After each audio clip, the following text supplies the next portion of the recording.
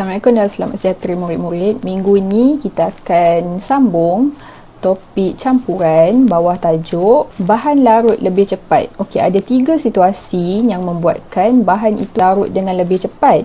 Okey, jom kita tengok apa ketiga-tiga situasi tersebut. Okey, baiklah. Sekarang kita akan menyiasat kelarutan gula dalam air panas dan juga air sejuk. Okey, cikgu akan setkan masa dan kita akan tengok suhu air yang mana akan buatkan gula ini lebih cepat larut. Cikgu masukkan 1 sudu kecil gula dalam air panas. Cikgu akan setkan masa. Okey.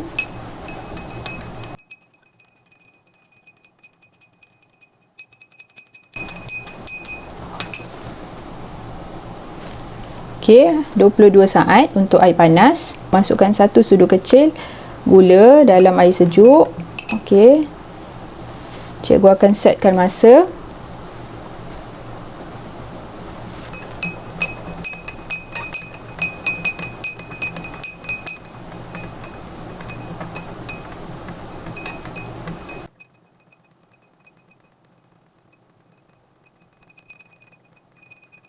Dalam air sejuk, okey, gula larut lebih lambat. 39 saat. Jadi bekas mana yang membuatkan gula larut lebih cepat? Okey, bekas yang berisi air panas. Okey, tadi kita menyiasat bahan larut dalam air panas dan juga air sejuk. Okey, kita dapati air panas membuatkan bahan larut dengan lebih cepat. Okey, kali ini kita akan menyiasat bahan larut dengan lebih cepat sama ada diaduk ataupun tidak diaduk. Okey.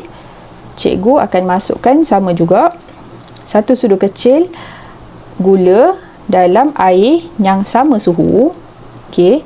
Kemudian cikgu akan kacau ataupun aduk dalam bekas B ini sahaja dan cikgu akan setkan masa.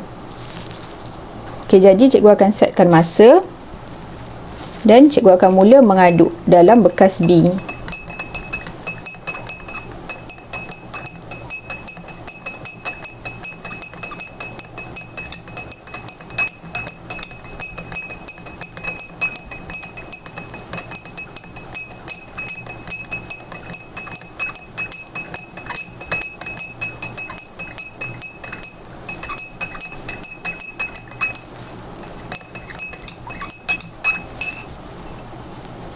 Okey, kita dapati 31 saat diperlukan untuk gula larut apabila diaduk. Okey, kalau awak tengok dalam bekas A, gula tersebut masih lagi mendap dan terkumpul dekat bawah ni, sebabnya kita tidak aduk dia.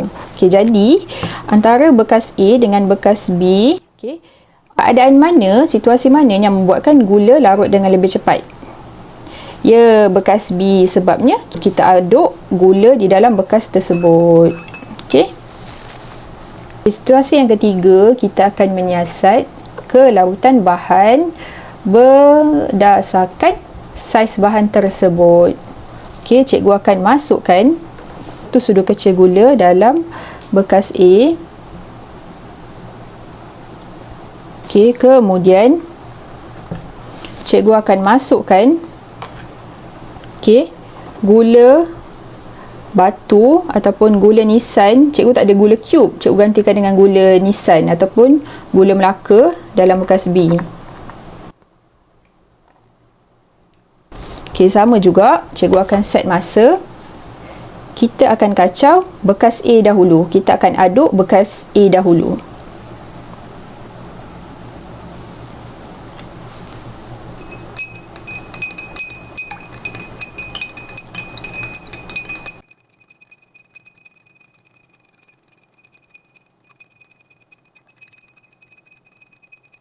Dalam bekas A, gula yang kecil tadi dapat larut dalam masa 42 saat 44. Okey, sekarang kita akan aduk bekas B yang mempunyai gula batu yang lebih besar saiz dia.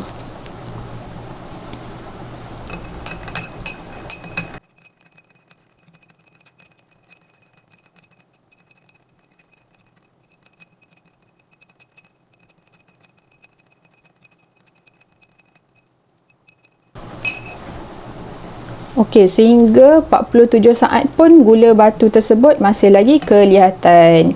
Jadi kita dapat lihat saiz bahan yang lebih kecil lebih mudah larut, lebih cepat larut berbanding saiz bahan yang lebih besar. Okay, kali ini ada ekstra situasi di mana kita akan menyiasat kelarutan bahan berdasarkan kuantiti bahan. Contohnya, okey, dalam bekas A, cikgu akan masukkan 2 sudu kecil gula. Okey, tetapi dalam bekas B, cikgu akan masukkan 1 sudu kecil gula. Okey, kemudian kita akan siasat bekas mana yang dapat melarutkan bahan dengan lebih cepat.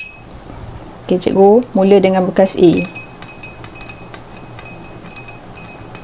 Okey, cikgu ambil masa dah, ada dekat sini.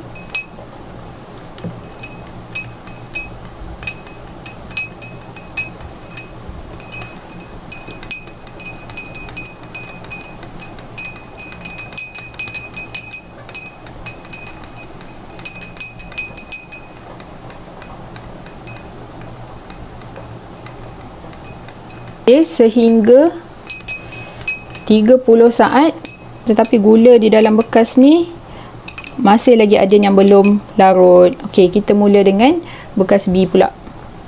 Okey, cikgu akan mula mengaduk.